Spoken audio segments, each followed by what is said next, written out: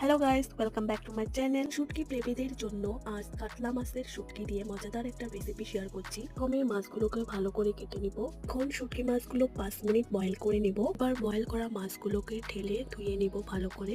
ঢেলে দিলাম সরিষার তেল, দিয়ে দিচ্ছি রসুন, পেঁয়াজ কুচি, কাঁচা লঙ্কা ভালো করে ভেজে নিব।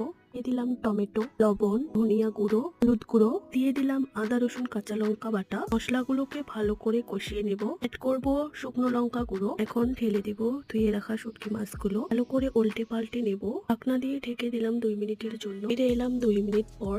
এবার এটাকে উল্টে পাল্টে নিয়ে ঢেলে দিলাম পানি। এবার এটাকে নাড়িয়ে 5 মিনিটের মতো রান্না করে নেব। মিনিট হয়ে যাওয়ার পর আমি এখানে অ্যাড করব আলু। ঢেকে দিলাম 10 মিনিটের জন্য। ফিরে এলাম 10 মিনিট পর। এবার আমি দিয়ে দিব ধনিয়া পাতা। আমার রান্না কমপ্লিট। আপনারা অবশ্যই রেসিপিটা ট্রাই করবেন, আর ভালো লাগলে like, share, comment and subscribe করবেন।